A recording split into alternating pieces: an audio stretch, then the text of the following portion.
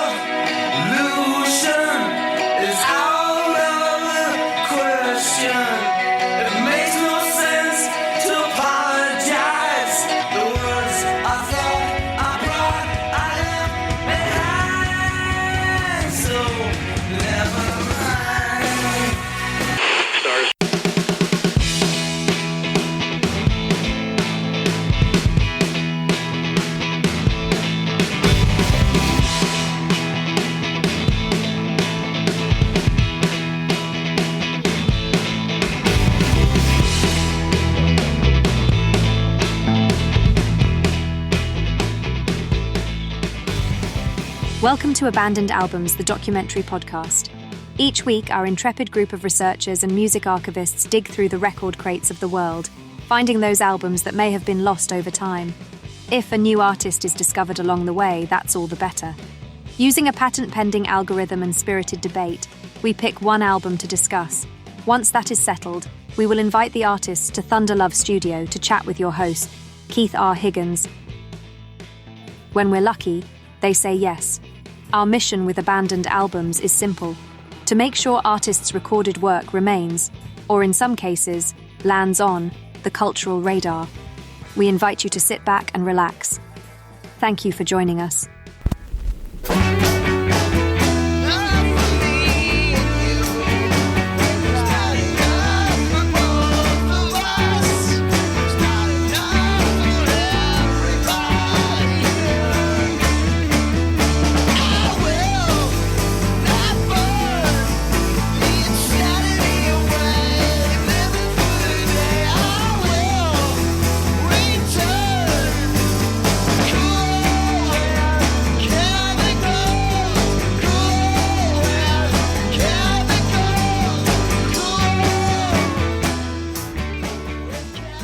A few weeks ago, I sat down with TK and Dave from the band Shazy Hade to chat about their latest album, Triumph Rides Again. And this is indeed a triumph because the album had long been considered gone, but it got unearthed. And the world is a better place because of it. But I don't want to reveal too much here, so let's get into my conversation with TK and Dave from the band Shazy Hade. Hey, Troy. TK, what are you drinking there? I am drinking Knob Creek bourbon. Very nice. Right now. It's been raining here. It cooled off. I was like, okay, I'm gonna simmer into the evening with a podcast and a glass of bourbon. Nice. And an orange cat, I think I just saw creep You in. did. Yeah, you saw Ginger. She'll make an appearance every now and again. Sweet. Well, TK, Dave from Shazy Hade. Yes. Welcome to Abandoned Albums. Well, thank Very you. happy to be here. I'm glad you're here.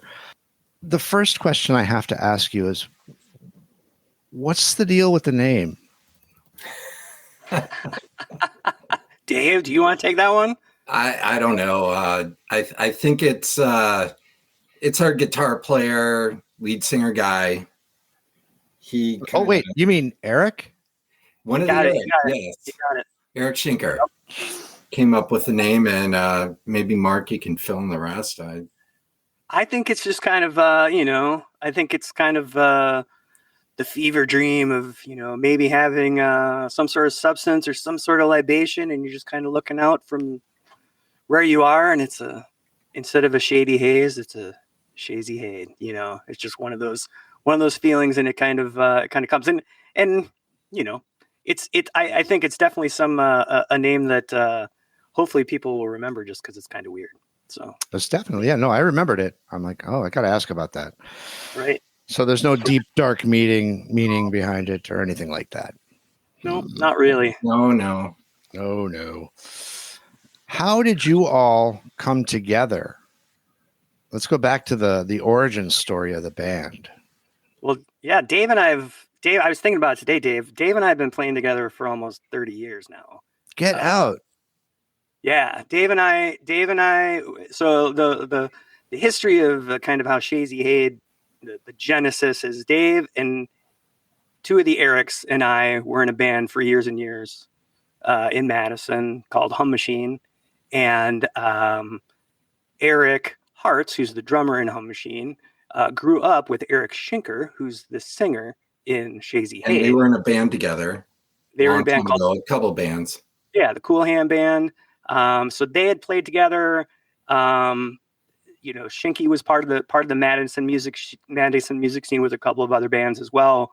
Most recently, the New Recruits, and I think we were all just kind of at a point where we were kind of looking to do something a little bit different than we normally had done. Hum Machine was much more of a, in my opinion, more of kind of a work-a-day, Midwestern, play a live show, 3 chords in a cloud of dust, on to the next city. We would get off work on Friday and drive down to Chicago and play a show, and then drive all through the night and play 2 shows in New York, and then drive all through the night and play a show in Detroit on Sunday, and then come back home for work on Monday morning. I mean, that was kind of the Hum Machine thing. And then Schinker's just, he's a poet who just writes such great songs.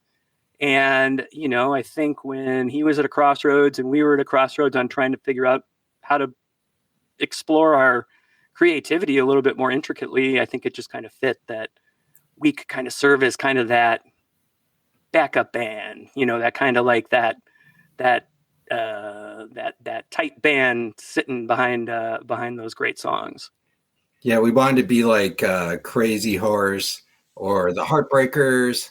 Right. Kind of, he would write the songs and we would be kind of a backup band, because we went down to, do you remember when we went down to North Carolina for that Red Eye showcase with New Recruits? Because we were working on some record stuff, and we did this crazy trip down to North Carolina and blew out the bearing in our van and on our bus. And we had the bus. We were all packed in there. There's 2 bands and a bunch of equipment, and it was a long night, a lot of driving. Did you make it? And came back. It was over 4th. Made it right in time. Okay. Yeah. We literally pulled into the parking lot and then dumped the stuff on stage and played the show. But yeah, I think that was kind of our first close quarters with Schinker on that little kind of mini long weekend tour. And I think we all just figured out, there's something here that we could make a more permanent band out of it, and kind of lean on each other's influences and really kind of create something new. That's what I really enjoyed out of it. It was something different than we had been doing, but it was a lot of the same players. So there was still that trust from a musician point of view, but we were doing something different than what we had been doing. And we started a studio called Irish Lane, and then we moved it and built a new one. Nice. Now, I want to go back for a moment to influences. Who are your influences? Oh, that's a great question. I think, when I feel like it changed a lot, certainly over the arc of playing for years and years and years. But, I always go back kind of some of the, like we were saying before we even logged onto the podcast, some of those Midwestern bands, Cheap Trick and Husker Du and the Replacements, and, a lot of those kind of Midwestern, bands that would play 200 shows in a year and really go out and work it. Those were definitely some of my first influences. But then also, as you get more into studio production and how the studio works, then, you're kind of looking more towards, David Bowie and Prince and kind of a lot of those other type of, where you can kind of steal some of those tricks, even if the music isn't exactly the same, to kind of add a little bit more color to what's going on. Yeah, thinking a lot more about songwriting and what makes a good song. But early influences, I think you covered them. We toured a little bit. We played a bunch of shows with like Mike Watt, so we were very influenced by independent music, and our whole ethos was kind of indie, do it yourself, everything, from writing the songs to recording them to booking the shows to, we had some help along the way, but we just had that indie rock spirit, I guess. And that Midwestern work ethic. Mm-hmm. That helps. Yeah, sure. Absolutely. And I should say we're in Madison, so we weren't that far from Chicago. And, Chicago, we could make in about 2.5 hours. Sometimes it took longer, but it was pretty close. And, Minneapolis was it's about 4 hours, 4.5 hours away. So we went up there a lot too and played. And I guess our influences, I listened to episode 205, where you went back and dusted off an old Paul Westerberg nice. interview talking about Pleased to Meet Me, and I had to listen to it. It was really good, but it was really interesting on looking back. I think I saw him on that tour. Maybe I saw him on the next tour in Green Bay, because I grew up in northeastern Wisconsin. I went to school in central Wisconsin, and we got guys from Iowa, and of course the guys from Waukesha. So we all kind of had a little bit different but the same experiences.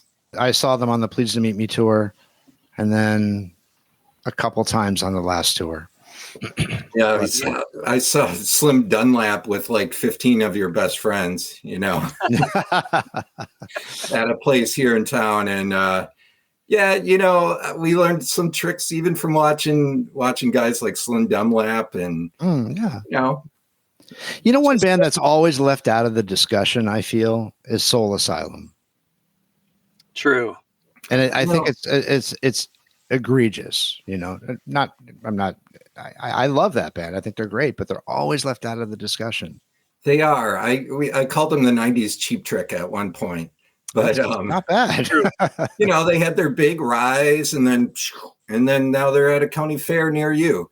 And I saw them, I guess this was a while back. It's closer to 10 years now in Watertown, Wisconsin, playing some free festival there. And we stayed at the Holiday Inn and some outside, and we've met Perner a bunch of times. And it is kind of interesting. And but to that point, they're still working. Yeah, exactly. They're still out there. Exactly. They're still playing shows. They're still doing stuff. That's the name of the game. Yeah. Yeah. No, I've always thought that a little bit weird. Now, I want to ask you about this recording studio, because I saw in your bio that this record, Triumph Returns Again, was recorded around 2008. Correct.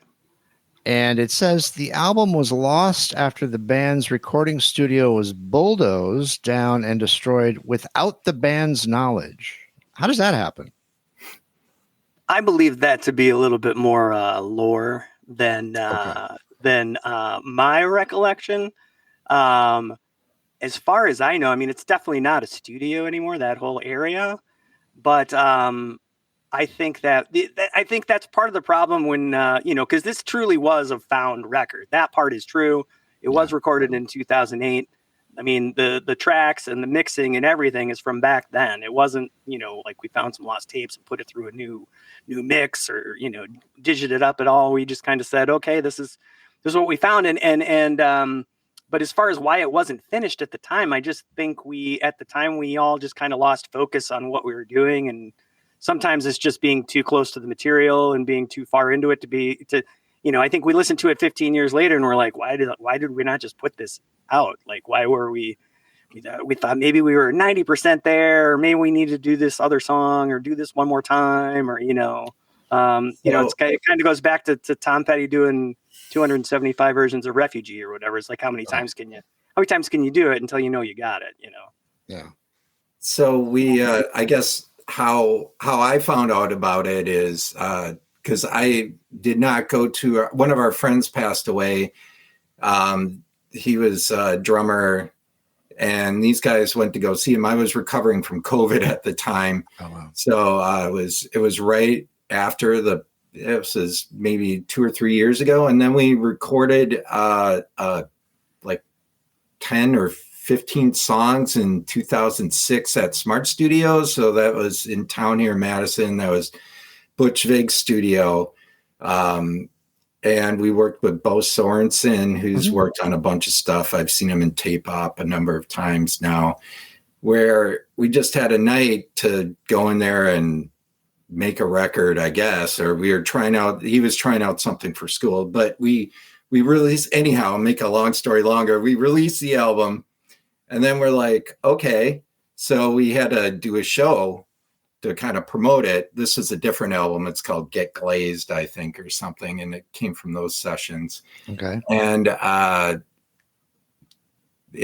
was in 2006. And so this is a while back. I'm just trying to remember. And so we just kind of got together again and said, okay, well, this recording came up because Gebbing, our guitar player, another Eric, is transferring everything from our reel to reels down. And so he's going through a bunch of stuff, and he's like, I found this disc, and we were like surprised it even still worked, but it was a download of what we are working on.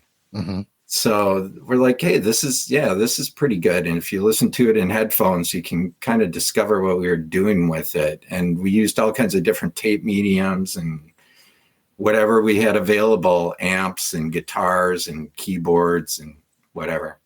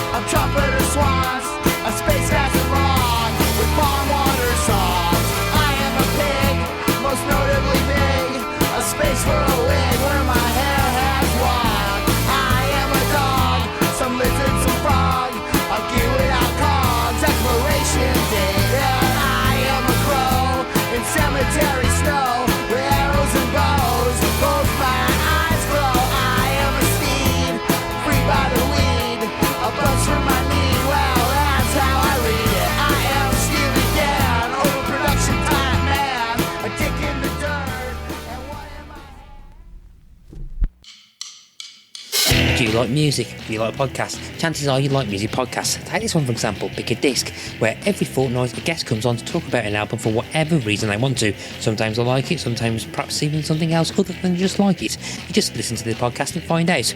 We talk about the album, we talk about the songs, we talk about the artists, we talk about tangent things that are slightly related, and sometimes we deviate off tangents. But don't worry, we always bring it back in the end. But you can find us on all your social medias and all the podcast apps for searching for Pick a Disc. You can also find us on the part of the Weedig Podcast Network under Linktree/Weedig Podcasts. And until then, happy listening to all those discs that you are picking.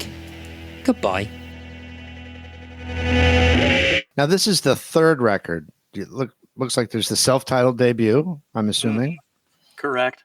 Cool with Chemicals. Yeah, Cool with Chemicals is actually a single off of the Triumph Returns Again.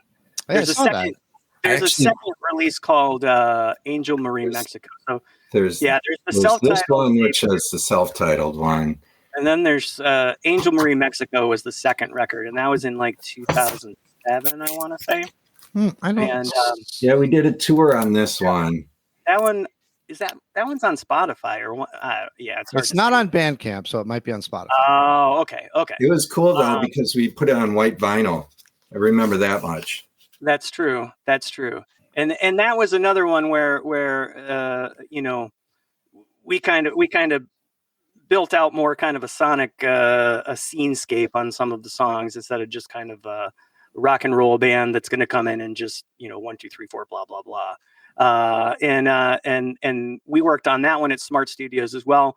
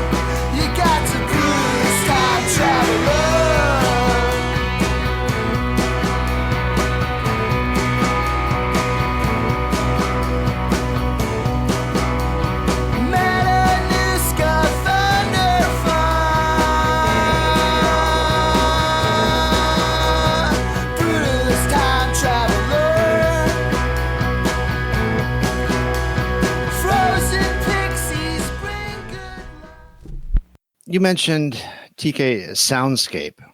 Mm-hmm. Talk us through what that is like creating a soundscape for you guys. I think, we're very used to performing songs and recording songs in a way that it's, five guys in a room all at the same time, playing the song, singing the song, going to tape.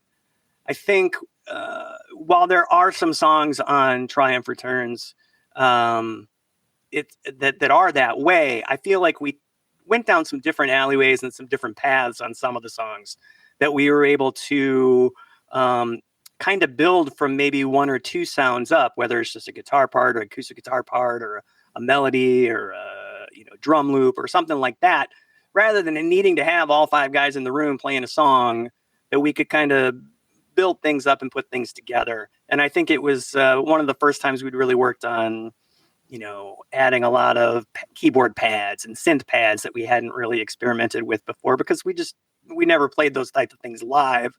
So I think in the past, it was always kind of like, well, that's a little bit different. But I feel like with this album, it was definitely something where we branched out a little bit more creatively in just how the songs were constructed. Shinky does a great job of writing just great songs, both lyrically and then from a chord progression stage.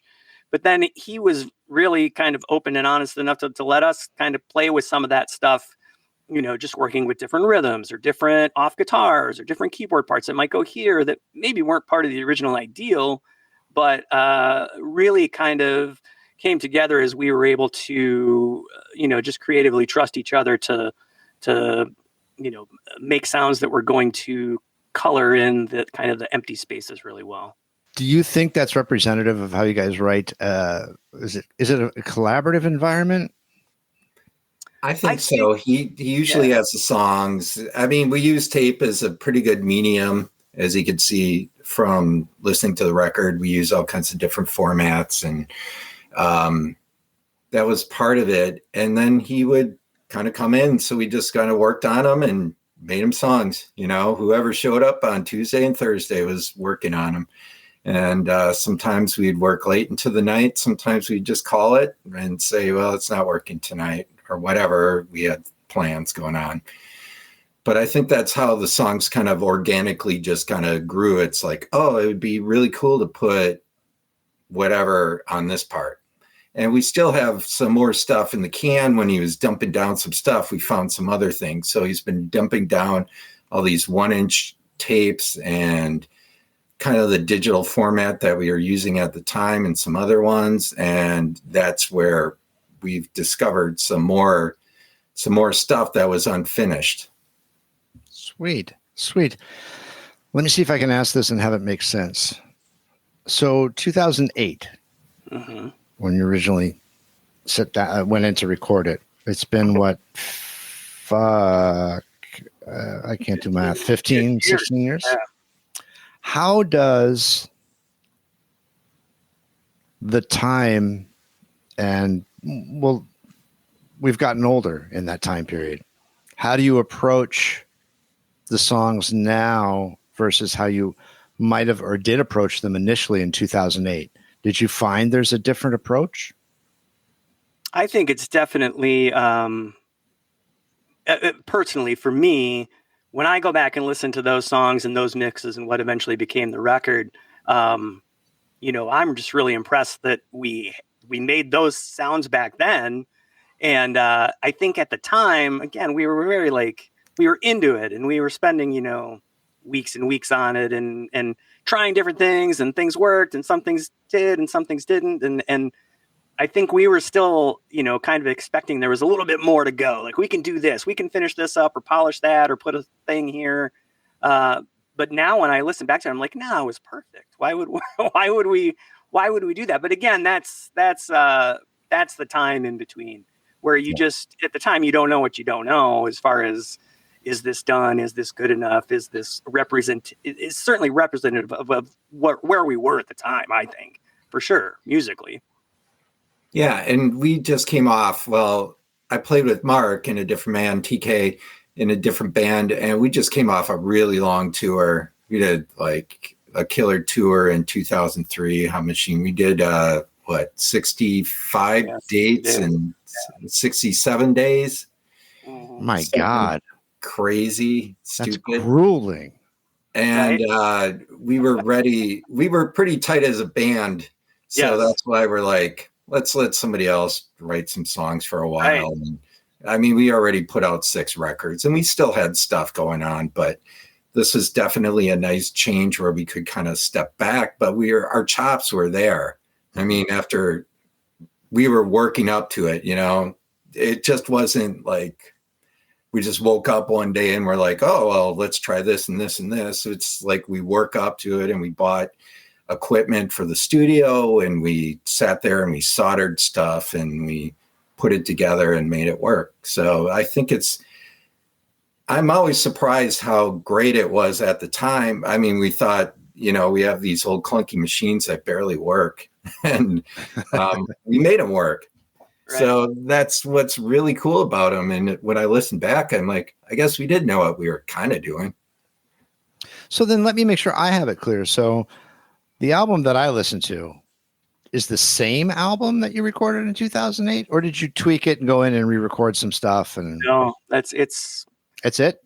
I believe, and Dave, correct me if I'm wrong, the mixes are from 2008. Like we didn't even go back and remix it. We remastered it, but otherwise, we were just surprised. Those were rough mixes from 2008 that we were just sitting on, and that's why some of the transitions are a little weird, and because it was just us putting it to a tape machine to say, oh, this is a good representation of how kind of a rough mix. But no, that we didn't touch anything. In fact, I had not heard it in 15, 16 years until we got the test pressings. I didn't even listen to like the master of it until we got the test pressing back. And we got together and we kind of listened to it, but that was mostly the test pressings, and the order was a little different, and the artwork on it was different than what I previously saw. But it was all done back in 2008 or 2009, maybe. I don't know. Maybe 2009. Yeah, I think it was that.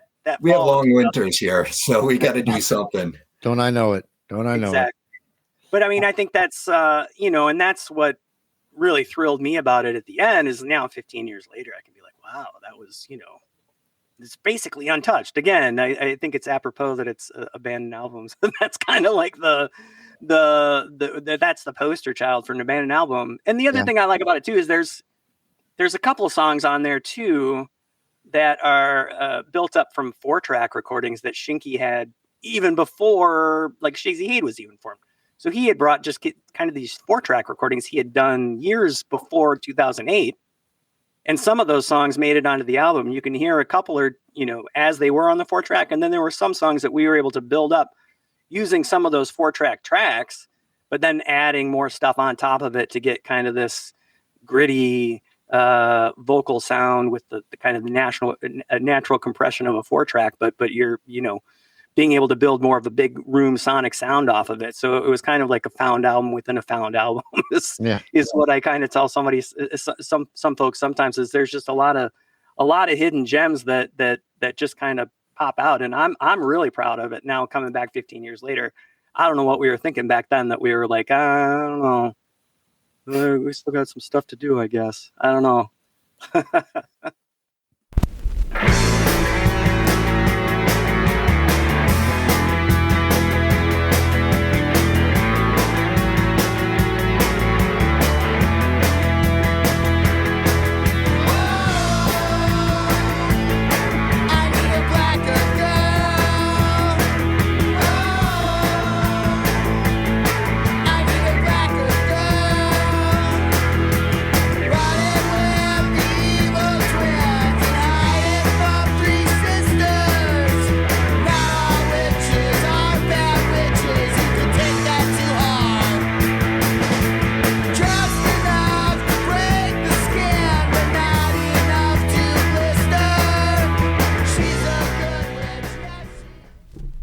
Like TK said, it just we found some recordings. If he didn't show up, we'd just work on those songs. And it's just kind of how we felt. And it took us years to get to that point.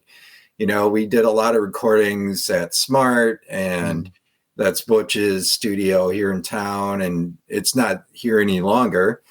But then we went out to Wendy Schneider's and, did a bunch of stuff there too. So we had other influences, and then we built the studio because we didn't have enough time working on it. Right. And it was a lot of learning and you basically and getting stuff. $10,000 to go in for a couple days. And how many grand? Well, you know what I mean. I don't know. You know what I mean. That's just a number out of a hat, but you're spending buku bucks to go in for a couple days. And, you could reinvest that money in kind of some old equipment and learn how to use it and take a little bit longer, but probably get a more patient result out of it. Was the artwork done by one of the Erics? Yes, that's Eric Geving. I think it was Tammy actually painted it. That's she did? Eric Geving's wife painted the horse.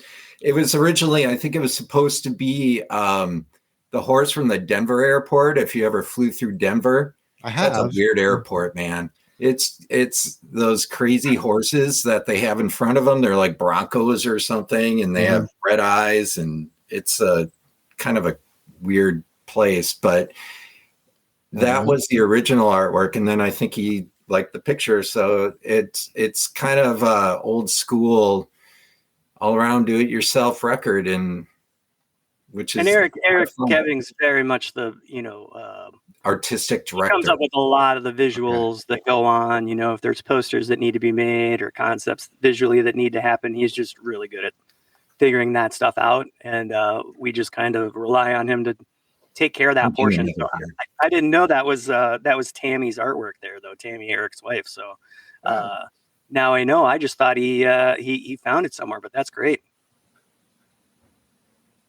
Yeah, Eric Geving is the art guy. The art guy. The art guy and guitar player, obviously. Guitar player. Well, multi. I know that sound. I hear a beer being cracked. Or a soda. It's Dave. I'm going to assume it's a beer. Color light. All right. Okay. It's light. Good job. Oh, here's to that. Hey, there you go. Straight vodka. Nice. Pure water. I can't get them to stay focused. They keep escalating the conversation into evil curses and opening leather shops in Arizona. A leather shop in Arizona? Yeah. Well, they'd be out of business in a week's time. You've got this new record out. Are you going to be hitting the road? What are you going to tour? I don't think we're going to tour.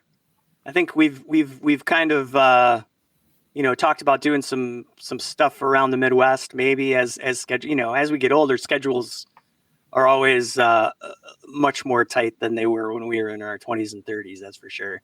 But I think it remains to be seen. I think we'll see how the record does and how people react to it, and if there's certainly opportunities to go play somewhere, we're not opposed. But I don't think we've thought about it that far yet. We've all got different musical stuff going on in a multitude of different bands.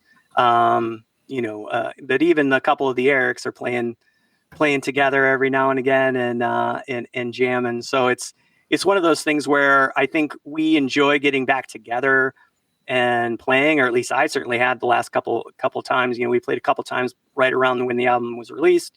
That was really fun. But yeah, I think we'll wait and see if there's an appetite to do something more. It was kind of one of those things though, where, after 15 years coming back and getting back on the horse is maybe not the most natural thing. But certainly I feel like we've still been tight, Dave, when we get together and play. So yeah, it's been a lot of fun playing and revisiting the songs. It's been a lot of fun, and getting together and just playing and being loud. And I'm using I think our practices are more fun than the shows that we've had so far. As far as touring, yeah, I don't know if there's some interest in us. We'll play. Wait, whoa, Dave, let's unpack that a little bit. The practices are more fun than the shows? That's not supposed to be the case, is it? Oh, I think it's been fun getting together with the guys. Okay. Just playing. Okay. Just like letting it go and playing a custom amp, or there wasn't a lot of drop off in the. We were always a band that could rib each other pretty well, and I feel like we didn't waste any time getting back to whatever the old ribs were to start back up, which certainly makes it fun. There's a familiarity there that breeds trust, and you're able to it makes it just that much tighter as a band, I think. And did you find after all that time apart that you just sort of slipped back into it naturally? I think so. Yeah, it's like old friends when you have a telephone conversation. Some people you can just pick it up and you're like, whatever, let's go. And you start talking about stuff, and that it just feels good and natural. And I think it was interesting. I think the first time we got together was, we kind of put a set together, maybe 9 or 10 songs, and we played it the first time, and I think we all kind of looked at each other and like, oh man, no, we're getting old. We're kind of feeling it. But then we did it like 2 more times, and by the end of the night, we're like, okay, yeah, never mind. We just need to shake the dust off and dial it in and figure out, where we're going to play off each other. And once we figured that out, I don't feel like it was any effort at all to get ready for those shows. Let me ask you about the Madison music scene. I know nothing about it. I'm not even going to say very little. I know absolutely nothing about it. Well, when I was a kid, like back in, a while back, Madison was always the place to go because I was in northeastern Wisconsin, even further north in Green Bay is kind of where I grew up, but close enough. Green Bay was like the closest town. So I saw a lot of punk rock shows there, and there's a pretty good scene there actually in the 80s.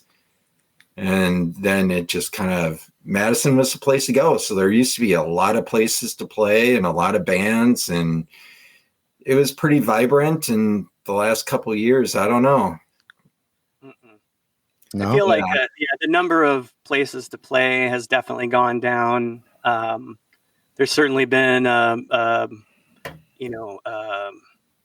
there's a lot more, I think, monopoly around promotion in town, and kind of the places for indie bands to play, they're just few and far between, as opposed to the 90s when, music scenes were happening and every college town was going to be the next big thing. And you could find a dozen different places to play on a Saturday night. I just don't think that's true anymore in Madison if you're a local band, which kind of sucks, Yeah, it's harder, but we have bigger venues, which is kind of strange because I saw the Flaming Lips a couple years ago coming here, and they come here quite often, but it was nice to see him. I saw him at the Sylvie, which is kind of, it probably holds about 6,000, maybe 10,000 at the most. And there's the Kohl Center. I saw Bob Dylan there. There's a lot of, bigger acts are still coming through here, but we have the Coliseum and a bunch of big venues, but as far as for indie bands and smaller ones, there's not as many as there used to be. And a lot of those places now are basically just bars that don't have a stage. They just move tables out of the way so the local band can play. It's not necessarily even that, there's a lot of clubs that are just geared towards local bands and indie bands like when Dave and I were coming up. I feel like there were a lot more places to play for bands like us. But there's always places cropping up,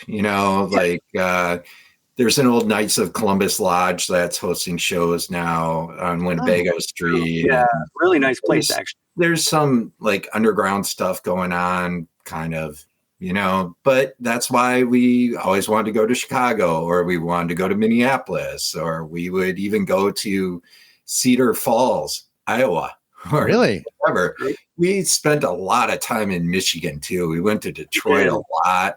Okay. And we spent too much time in Detroit and Hamtramck, and we were doing the same stuff. We followed tours with the White Stripes and did all kinds of dumb stuff, and then went up to the UP. I don't know why, but because we could make money. We could make money. So that's why we went to the UP. We did put up in Marquette. Remember playing in Marquette? That was dumb. Now the UP for people listening is the Upper Peninsula. Do I have that right? Correct. Yeah. It's directly above Wisconsin. Correct. Okay. And there's not a lot up there, but that's why if you can play for 3 hours, they'll bring you up and pay you some money. So they'd put you up in a Holiday Inn and give you a bucket of beer and say, here you go, play for 3 hours and we'll give you cash. We said, Yeah, I okay, guess we can we do that. played at this place that Rat played at. Remember the band Rat? Of course I do. And I guess, what was it? Stephen Perry, the lead singer, just drank like red wine all day and got kind of drunk and just went on stage at the place we were playing at because we had to stay in his room and in the same room, not at the same time. Yeah. But we were in the same room and he just got on the tour bus and they just left. Yeah. They blocked off these couple of rooms at the Holiday Inn in town for the bands. Mm-hmm. And so they were a little bit dingier and definitely more wine spilled in those Like rooms. way in the back. Yes. Way back in the other building that you don't put families in. They didn't want anyone stumbling upon those rooms. Yeah. Fair enough. Now, when you're playing 3 hours, are you playing covers? Yeah, Yeah. but that was more Hum Machine those days. Oh, The Hum Machine band, the Hum Machine shows. We learned, just from traveling the country to get from Minneapolis to Seattle. There's a whole lot of land in between. Yeah. So if you want to stop in Glendive, Montana, or Missoula, Sun Valley, Idaho, like you need to learn to play some AC/DC, play some Thin Lizzy, and play some Cheap Trick songs, in your own way. But they want to hear some songs they know. They don't need to hear 3 hours of songs they know, but they definitely want to hear some songs they know. And we'd save them up. And once in a while, like even with Shazy, we'd throw in covers every once in a while. 100%. Just for fun, just to kind of keep it interesting. Like we did a bunch of them, I remember, with Shazy. Rocky Mountain Way. We did Rocky Mountain Way. We did I remember we did Money. Money. Okay. Gosh, Money. Yeah. Yeah, we did. And we actually did a pretty good version of that with Eric. We did the Local Hero song. Oh yeah, Working Class Hero. Working Class Hero. Yeah. Okay. Yeah. So we did throw in some cover songs with Shazy as well. But Shazy wasn't the 3 hour band. Like we weren't playing for 3 hours. Okay. But I do remember playing in West Bend. We did a couple tours with Shazy, and we were in West Bend, Indiana, and nobody was there. And so we just played the same song for like 2 hours. I remember playing Brutalist. I do. Because we were supposed to fill the night and there's nobody there. And we're like, okay, well, we'll just play the same song for 2 hours. Wow. We did. I think they paid us. And they paid us. But there were literally nobody there. It was like two our deal. bartenders and a sound guy. And we're like, okay. They're like, contractually, you need to be on stage playing. And we're like, we don't. All right, here we go. So we just like jammed on the same, 4 chords or whatever But it's it an is. experience, it's fun. Yeah, it was fun. I enjoyed it. As long as you get paid. Yeah. Exactly. Free beer and getting paid. It was a good way to, drag out your stuff. And on that tour, we took a Hammond with us. A chopped Hammond. Yeah, you were playing the Hammond. The Hammond B3. I would never do that before. It was an M3. Organ. It was so an M3, so it's a little basically smaller. chopped off the top, so it didn't have the bottom, and we'd put it on like a sawhorse, so it was lighter. Oh, okay. It was still weighed like 250 pounds, and I would never do it again. I don't know why we did it. We put wheels on it, and we wheeled it around. It was stupid. I don't know why we did it. It was really dumb, and it wasn't real interesting. steady either when you're. No. So it would rock around, and but whatever. We got the job done through a Fender Twin. Yeah. Nice. It was fun. Let's talk about some of the songs. Okay. On the album. And the cat is going to chime in. Whose cat was that? That's my cat. Oh, look at that. It's Oliver. Hello, Oliver. Hello, cute. Oliver. Yes, the song's on Triumph Returns Again. So, what do you think? Well, what do I think? I think they're great. I will say I liked Alien Babies a lot. All right.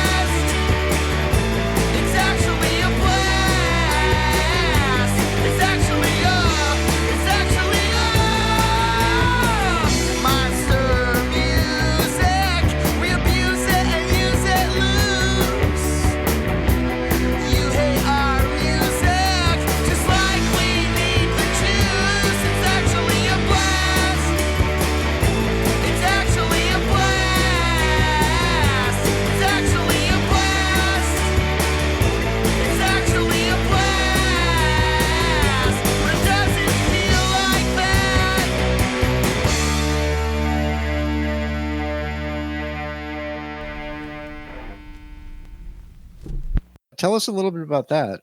I think Alien Babies is again, I think you'd asked earlier kind of about the process on songwriting and kind of how songs, the genesis of songs. I think a lot of times Eric Schinker would kind of play us a song on acoustic guitar and be like, here's how it goes.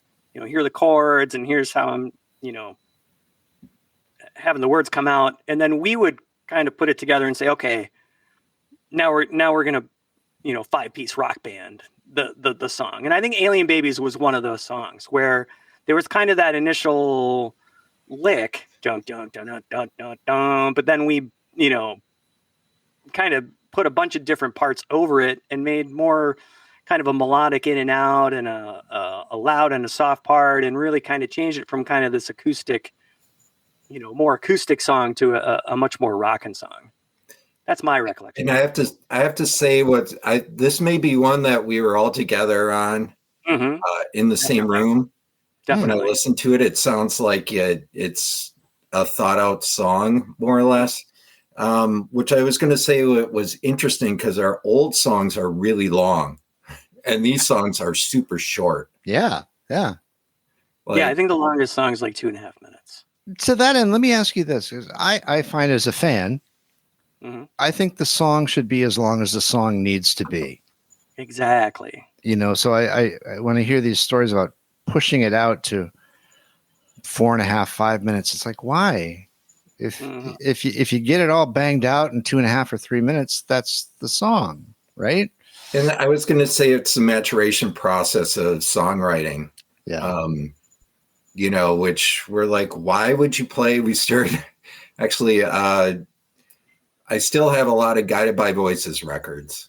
I admit it. Are those all the albums behind?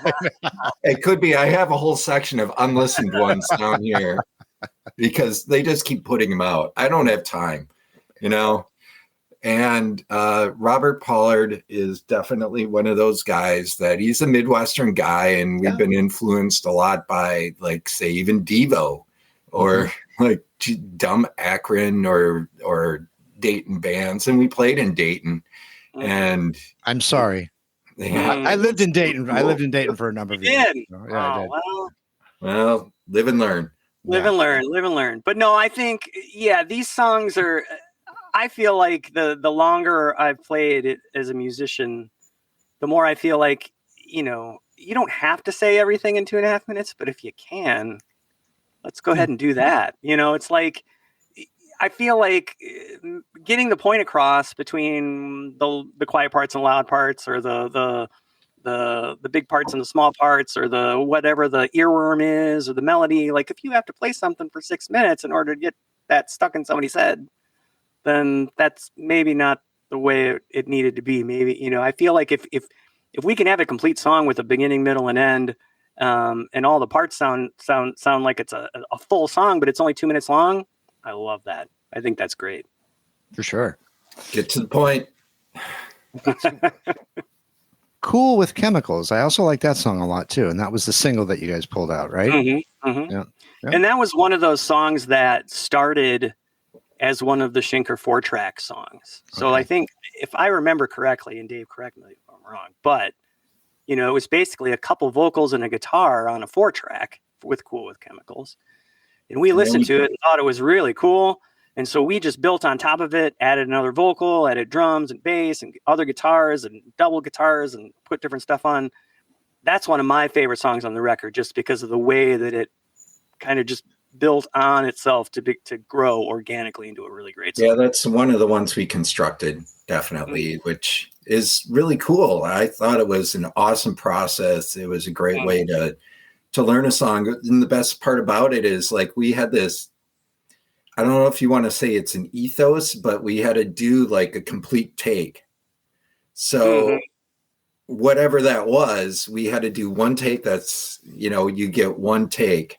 And if you have the whole band, it's like, oh, geez, I screwed up and we're on our 4th take or whatever. Even if it was the last note of it, then we'd have to do it all over. Sure.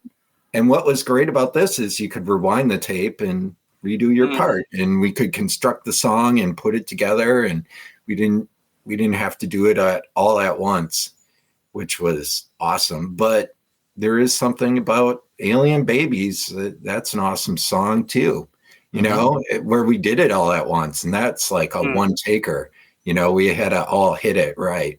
And that's where you get the happy mistakes sometimes too. For sure. There's something about the energy when a band. I'm not a musician, despite the guitars you see hanging. I'm just a fan, but there's something about the energy that transcends when a band is recording all at once in the same room. Agreed. Yeah. And it's fascinating to me that I can pick up on it. I'm not a musicologist. I don't have particularly trained ears. I'm just like, no, there's something about the energy to this song that isn't there, for something else. It's really, do you guys feel that as well in the room? Different.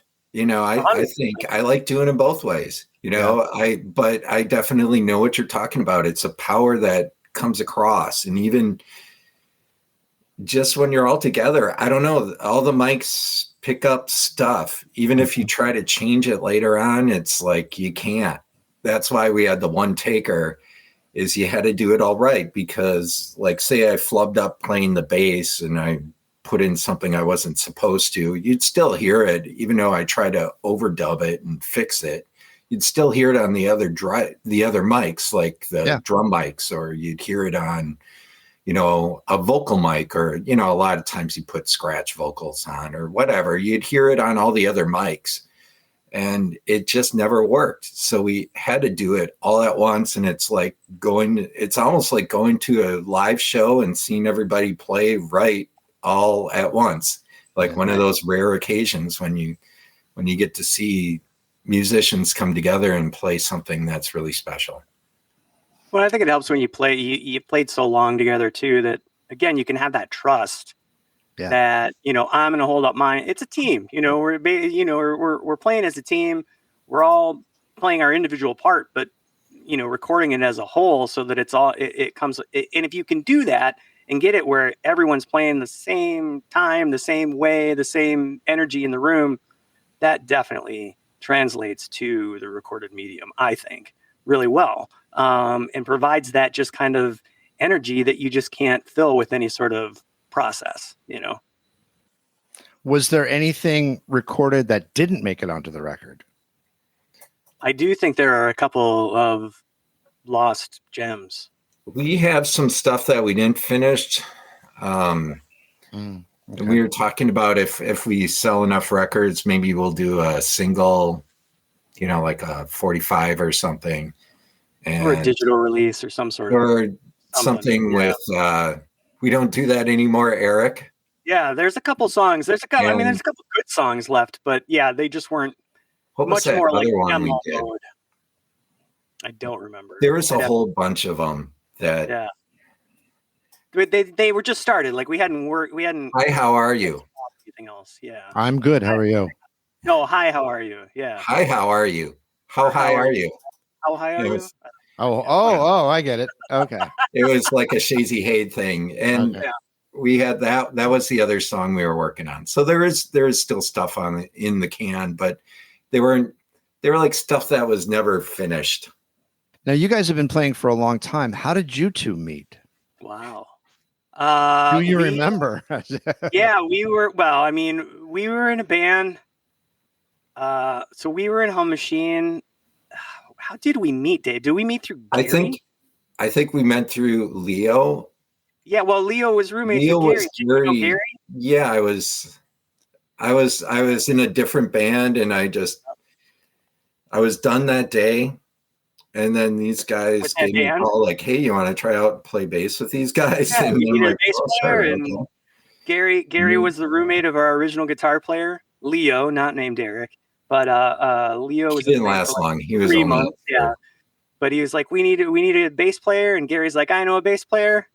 And Dave showed up with his bass. And we didn't audition any other bass players. Let's put it that way. So nice. Dave won it right away. And we just kind of stuck with it as a band for years and years and years and years and just did stuff. And yeah, Dave's, I think as far as stuff that I've played on, Dave's probably been on 90% of stuff I've played on. So, we've been constant collaborators ever since. That's pretty cool. That's great. And that's what was cool about getting together with these guys, is we've just been friends for so long that it was fun. It was a lot of fun. And that's what drove it together to begin with, a mutual.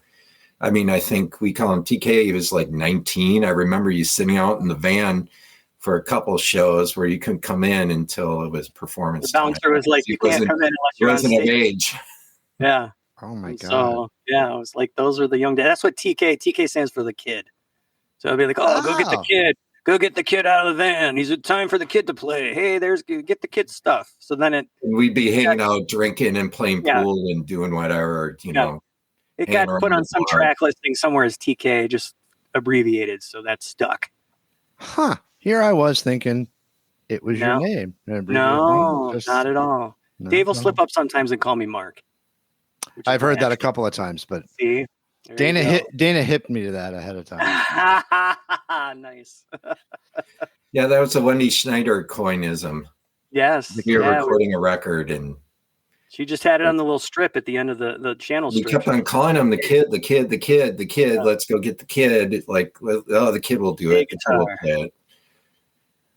But I think you have a perfect C, whatever.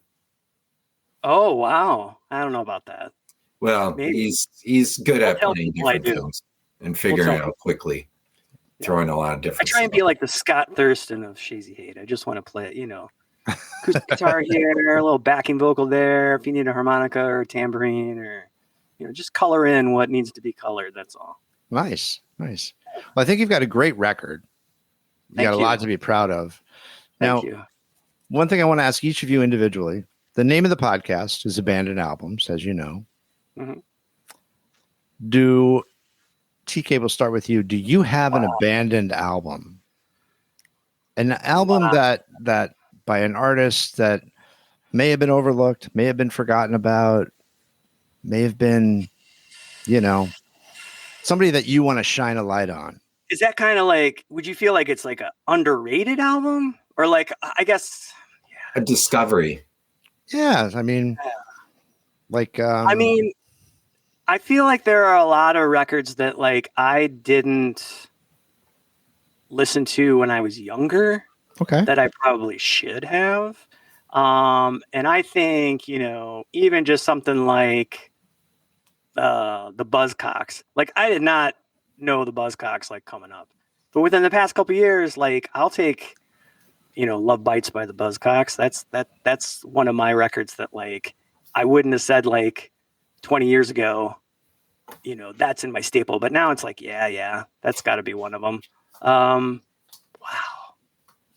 That's a really good question. I didn't know that was coming. Exactly. He's looking through his records. I was looking at this Jam record. And I'm like, yeah, I like the Jam. That was a nice discovery, Right. I was looking for this. He was like a Central American guy. He did that, or Mexican guy. He did that Sugarloaf or Sugar or something. Oh, the documentary guy. Yeah. And I bought his record. I'm like, wow, that's really good. I like Chris Bell. We met Alex Chilton actually before he passed away. Oh, really? Which was really cool. He was a short, crazy little guy, and he was cool, Nice. And it was Alex Chilton. So, and Commander Cody. Nice. Oh, you weren't at that show. Oh, no, that was not me. Yeah. So I was looking for his record because I had his record, and then is it Sugar Man? Was that his name? Sugar Man? Sugar Man, something like that. Yeah. It was really like an interesting documentary and an interesting album. And they were like lost recordings from the 1960s or 70s or something. And it was like, wow, I'm like, this is really good. And the other discovery was probably like the Chris Bell record, which is Alex Chilton's guy that he was in Big Star with. Because I just looked, I'm like, oh, there's a Big Star record right here. I'm like, it's not a really good one, but I have the other ones. But we spent a lot of time, even during the making of that of the Shazy Hade record we're talking about, I would say 40% of the time was us just sitting around listening to records too. Yeah, drinking beer like and we listening to drinking beer, records. listening to records, talking shit. Oh, this is a great song. That's a great song. I remember we were listening to a lot of Harry Nilsson back then. We were listening to a lot of. We had the Bowie. We had the original cover with The Man Who Sold the World. Yes. And I think Hertz, our drummer, actually took it because it's worth way more, and you never find that cover. Yeah. And we always listen to the Cult Electric. We're like, Nice. Rick Rubin's just amazing on that record. I don't know. It was like a cheap AC/DC. We listened to a lot of AC/DC. Yeah. AC/DC is great. And we were, as Like music early fans, AC/DC. we were our own algorithms. Correct. You know, we were There's the ones. there's been no digital algorithm that I can find that's just No. 4 or 5 it was- like-minded guys sitting together Correct. playing records. Yeah. It was Nothing. very That's the way it's random. gotta be. It was basically whatever we had. Like I remember listening to the moon. It was like the moon landing. I had the 45 of the moon landing. Oh, really? Really? I don't. Yeah, I probably still have it like somewhere back there. But I remember somebody gave it to us and we were listening to the moon landing. And it's like you flip it over and it's a 45 and you listen to the second half of the moon landing. That's weird. 5%. Forward. Forward. Picking up some dust. Contact light. We copy you down, Eagle. Listen, Tranquility Base here. The Eagle has landed. Roger, Tranquility. We copy you on the ground. You got a bunch of guys about to turn blue. We're breathing again. Thanks a lot. Man is on the moon. Okay, Neil, we can see you coming down the ladder now. I'm at the foot of the ladder. In this The decade, footpads are only depressed in the surface about 1 or 2 inches, although the surface appears to be very, very fine-grained as you get close to it. It's almost like a powder. I'm going to step off the limb now. That's one small step for man. Well, TK Dave, we are at time. You got a great record, a lot to hang your hat on. Really appreciate that. I appreciate you taking the time to chat with me. Definitely. Yeah, thank you. Thanks for taking the time to chat with us. For sure. Yeah, for sure. All right, guys, listen, thanks so much. Yeah. And I'll let you go. And I'm going to go ahead and hit end. Have a good night, guys. Yep. If you need anything, just let us know. Will do. All right. Appreciate it. Thank you. Many thanks to TK and Dave of Shazy Hade for taking the time to share the band's story with us. Special thanks to Dana Gordon for making it happen. Be sure to check out the show notes for all the accompanying links. This episode of Abandoned Albums was written and produced by Keith R. Higgins. The show was recorded at Thunderlove Studio, where it was engineered by Daphne Morris, with help from Penetration. Abandoned Albums was edited by Vic Titball, with help from Clem Fandango. At the beginning of this podcast, you were treated to a diverse selection of music, including the soulful sounds of Forever by Little Steven and the Disciples of Soul, the indie vibes of Velvet Roof by Buffalo Tom, and the raw energy of Nevermind by The Replacements. Our theme song is Kiss the Earth by The Renegades. You can stream all of these artists wherever you stream your favorite music. During this podcast, you heard the following songs: Cool with Chemicals and Time Runs, both from the most recent Shazy Hade album Triumph Returns Again. You also heard Brutalist Time Traveler from their album Angel Marie Mexico. And then lastly, you heard Black Earth Girls and Alien Babies from Triumph Returns Again. The show notes include links to the Shazy Hade Bandcamp, and you can stream Shazy Hade wherever you stream your favorite music. Please remember to support independent artists. original music by Mike Pellegrino. If you like what you've heard, please remember to subscribe and leave us a rating. It helps other people find the podcast. Thanks for listening. Grazie. Bailey Leaf, Rob Janicki, Mike Pellegrino, Farina Vella, Eric Beatner, S.W. Loudon, Ronnie Barnett, Michael Janicki, Peyton Janicki. This show's executive producer is Lulu McGillicuddy and is in the loving memory of Lucius Thunderlove. Abandoned Albums receives funding from Damon Pharmaceuticals, the makers of Ben Affleck. Ben Affleck is the only chewable tablet made to combat stomach unease associated with mediocrity. Taken daily, Ben Affleck can help combat explosive gastrointestinal shame.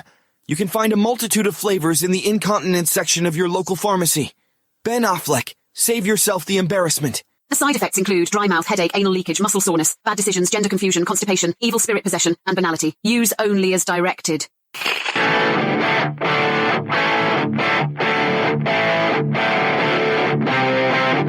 And now, until we meet again next time, I remain as always obediently yours.